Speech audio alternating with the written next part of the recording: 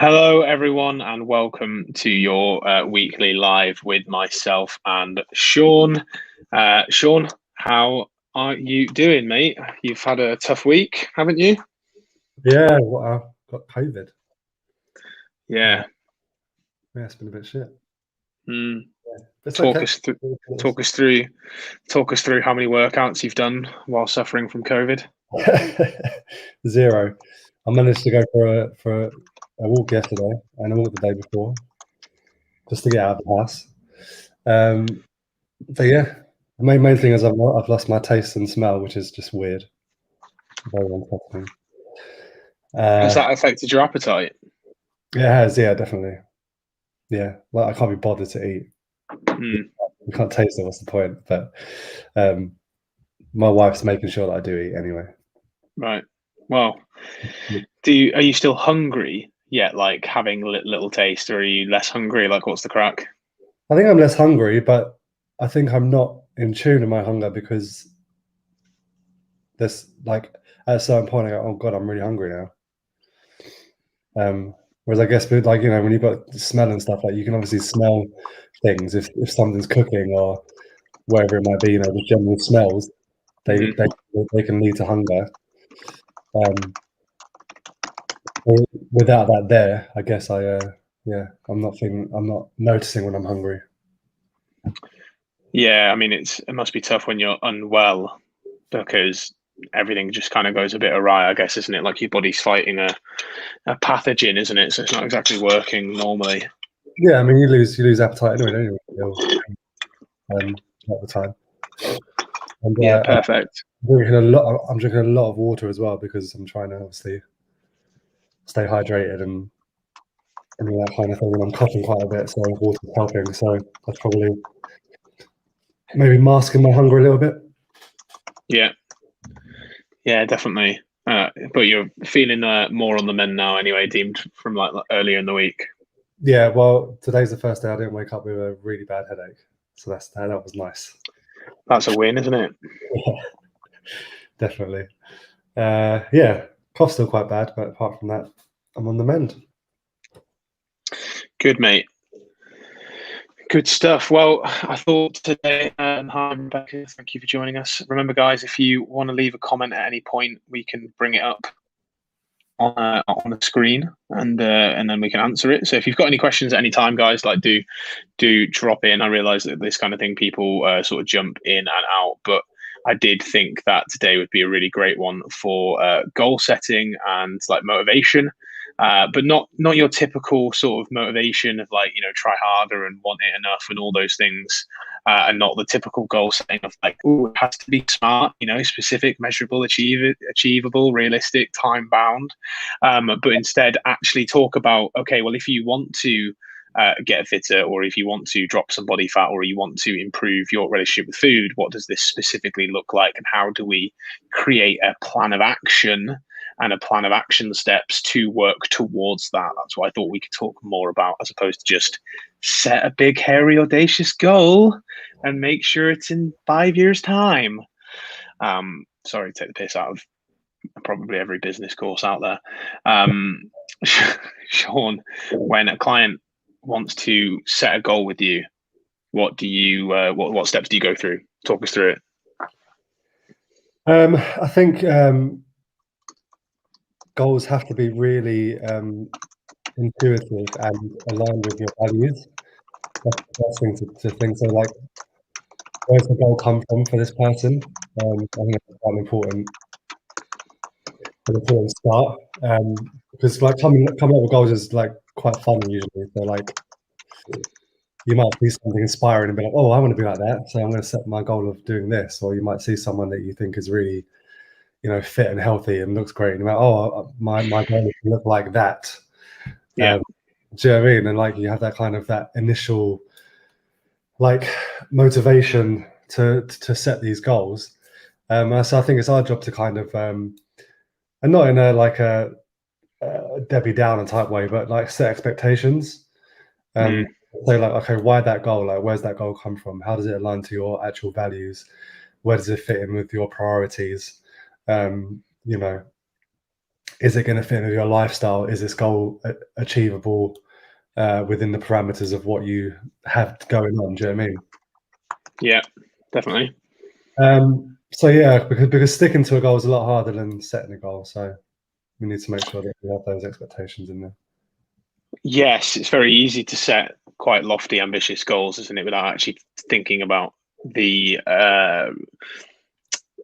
trade-offs involved with working toward one. But I love what you mentioned about making sure that it is actually what the person wants and like why they want that goal. Because I think too often we get misaligned because we have like certain goals we think we should be aiming for, we think we want because of outside influences. Yeah, I think we sometimes think we have to have a goal. We have to have, and it has to be a certain goal, you know, that you think other people think you should be working towards. Yeah. Yeah, definitely. Very true. No, well said. And so once you've then said to a client, okay, let's talk about what you really want and what the goal really is. What do you think? What's the next step from there? Like, okay, we say we're working towards this goal. This is really meaningful to you. This is really important to you. How do you then break that down into actual action steps? Because that's a very different thing than just saying, right, I'm working toward this goal. Let's work towards it. Yeah, I think once you've obviously set what the goal is, you then have to kind of think, right, so how do I now put this into practice? Like, how do I reach this goal? The first thing is to probably like focus on a particular action. Like the first particular action is going to bring you one step closer to that goal, and rather than thinking of like 10 different action steps you can do. So if it's like to lose weight, there's no point saying, well, I'm going to do 15,000 steps and cut out all bread and sugar and do this and do that and blah, blah, blah, and exercise 10 times a day, 7 days a week, whatever it might be. The thing is to focus on one thing that you can change that's going to move you one step closer towards that goal, like 1% closer towards that goal. So you got to prioritize, be ruthless, do one thing at a time, and be proactive. I think those are the kind of first steps that I'd look at. Yeah, because well reminded of you don't need to cut out bread and sugar and all those things out of your life if you're just wanting to be a little bit healthier, be fitter. I mean, well, even if you wanted to be top fitness and top health, there's no need to cut those things out of your life because it's all context and overall diet and no bad foods and all that jazz. But good, the whole breaking things down into like one step at a time. What if that just feels too slow? Tough. Tough shit. Yeah, it's going to be. This is the way we do it. Yeah, well, I just think that if you think it's too easy, then prove it.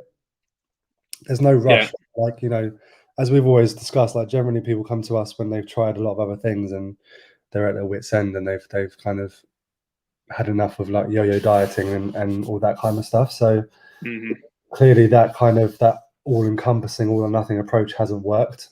So now try something different. And if it is too easy, it's like if I say your first thing to do this week is to get protein in every meal, and you go, "Well, is that it?" Prove it to me for a week that you can get protein in every meal, right? Yeah. Like, to me, prove it to yourself, and if you can, then we can build on it from there. But there's no need to rush through these things, Yeah, that's it. Oh, whatever you moved across the table there, the microphone did not like. Oh, really? It was like. I mean, when you catch dust out of your eye, you're like, oh, I have to. Oh, right. So is it like on your touch bar?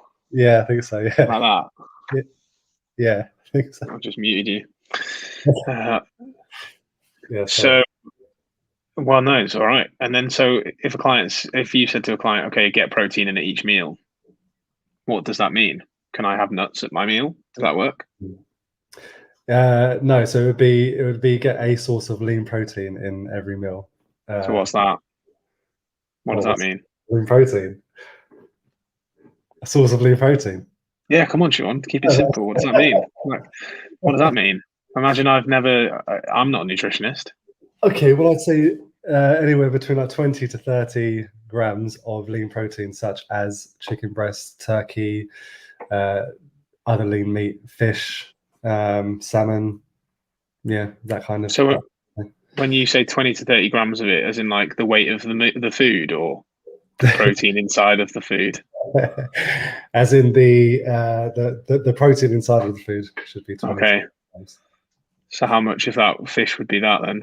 How many fish fillets should I eat? Well, you can either weigh your food. Okay. Generally, we tend to give recommendations based on per 100 grams of weight of food. Okay. Yeah, or you can do what we call the hand method. So you could use Okay. it like a fist of protein, Okay. which would actually be quite catered to you because you'll have a certain Size hand. Yeah, like a palm. Sorry, it's a palm of protein. I got that wrong, by the way. A palm of protein. It's all right, mate. I'm not quizzing you. COVID brain. It's okay. Yeah, but good, good point. So obviously, like there's a big thing of like, I don't want to weigh and measure my food, but using your hands to portion out sizes can be really, really beneficial. And if you guys want to learn more about that, then you can, hit one of us up for a sheet, and we'll be happy to give you one. Really simple way for you to look at your meals that way. Excuse me, that's a yawn. And again, it's the point is about breaking a goal down into action steps. It's very easy to say like, okay, I want to lose body fat, or I want to improve my health, or I want to improve my fitness, or I want to improve my relationship with food.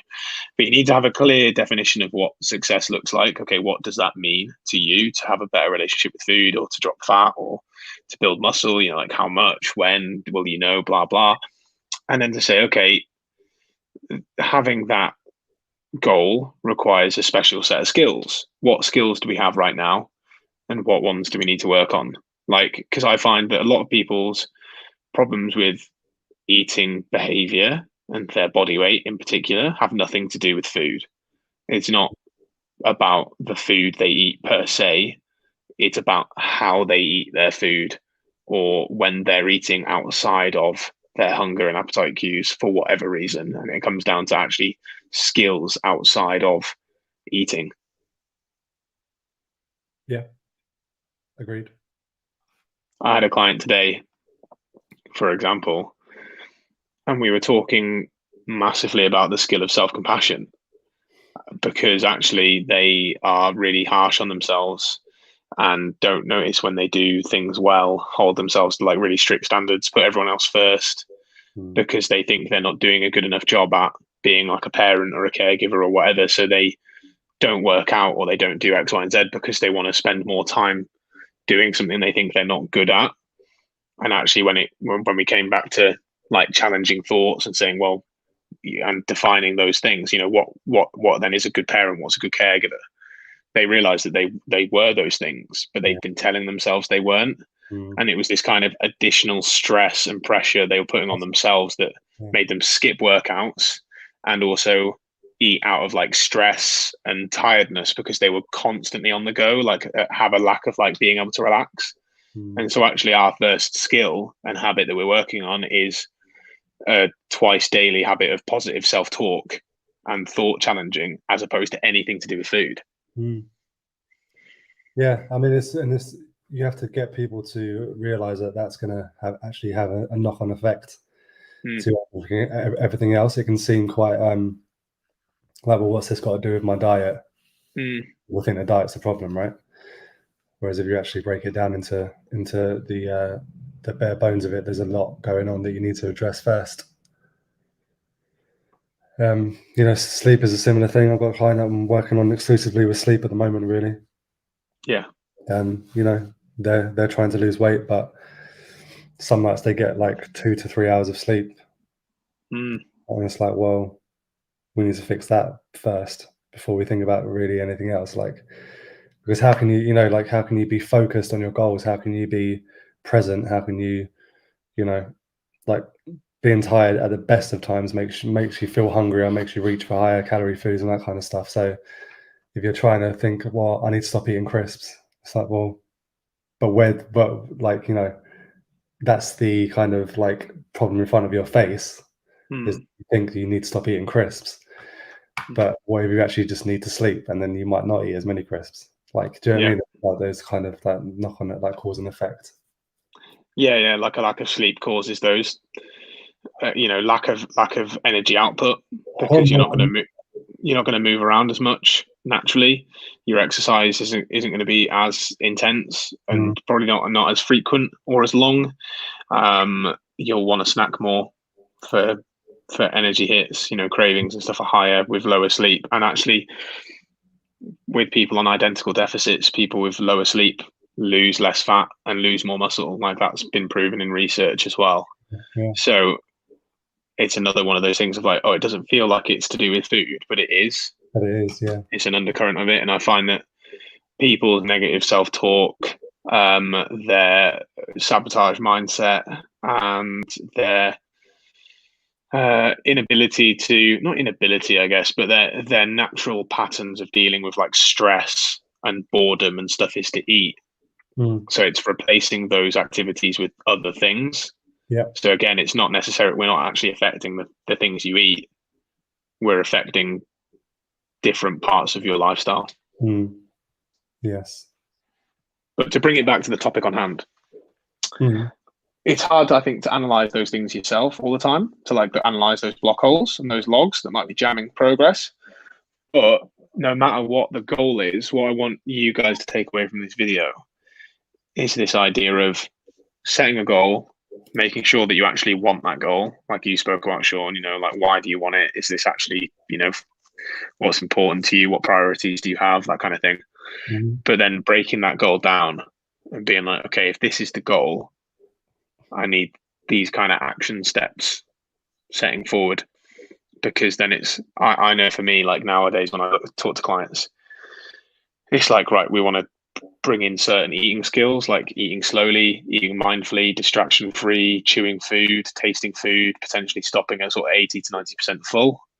Then there's the food itself. So having lean protein with each meal, eating 5 to 10 portions of fruit and veg a day, eating fibrous carbohydrates, eating more monounsaturated fats, potentially, depending on their current diet, more fish oils, things like that. Then there's the supplementation side of things. Do they need creatine? Do they need fish oils? Do they need vitamin D? And then there's the behavioral side of things, thought reframing, positive self-talk, sleep, and exercise, activity, and then enjoyment, meditation, mindfulness. So it's a huge thing. It's a massive thing, isn't it? All the things you've got to change there, and all the things that have to change as well, really need to change. Yeah, and actually, all of those things are in my head for the curriculum for a regular one-to-one client. The only difference in our one-to-one scenario is that we choose how and when they work on which skill, and they have regular one-to-one calls with us to help implement those skills and get direct feedback and talk about them. But that curriculum is what we're going to be working on for a broad coaching program. Yeah. So you heard it here first, for those of you watching either live or back, that we will be working on a sort of wide scale curriculum with those skills involved over a period of time on a monthly basis. So keep your eyes and ears open for more information on that, as my brain does the work behind getting it ready. Sean, is there anything you feel like we've missed? No, I mean, we could probably just talk quickly about how to stay focused on your goals. How to stay motivated. Well, how to stay motivated and how to stay focused on the goal as well. That's simple, mate. You just got to try harder. You just got to want it enough. You don't want it enough, arsehole. Arsehole. Dickheads. Go on then. How do you stay focused enough? Piss off, my watch just told me to move again. That's 2 inactivity movements today. Damn it, I need to move. You need to get up and move, mate. Clearly. That's why I've been going out to do walks, because I'm like, I cannot let my legs just go to sleep. Like, I can't do this. I work too hard, clearly. Yeah. No, just to like you could do like you could have morning check-ins, just to write down your goals and your values and priorities again. So like just so that so that it's in front of mind when you're trying to trying to keep with your goals. So yeah, just like reviewing them. Or one thing that I got from the PN guys that I've used with a client to good success actually was writing the goals down on a piece of paper and then keeping it in your pocket. Oh yeah. Yeah, that's actually worked with one of my clients who were like, I just need reminding. I'm like, well, remind yourself. Do you know what I mean? Like, yes, I can remind you when we speak and stuff, but I can't. Yeah. I'm not in your house. No, I'm not there next to you. Well, yeah, I mean that's like put post-it notes on your laptop and on your fridge and on your cupboard and like on your phone, like set reminders and things. I've gotten a lot of clients to do that as well. Yeah. So yeah, it's just a couple of things you could try. So just to like because people tend to set goals and then forget about them, like as in they'll set goals and then think yeah, I'll do that. And I'll make sure I'll keep doing that, but you won't. Do you know what I mean? You've got so many other things you're thinking about. But you won't. You will. I always think that if you haven't got stuff written down, and if you're not reminding yourself of it, like a lot of the time, then you have so many other things going on in your head that you have. Especially if you're busy, if you've got kids, if you work a lot, if you've got, you need to exercise as well. You need to do this. You need to pay bills. You need to put the bins out.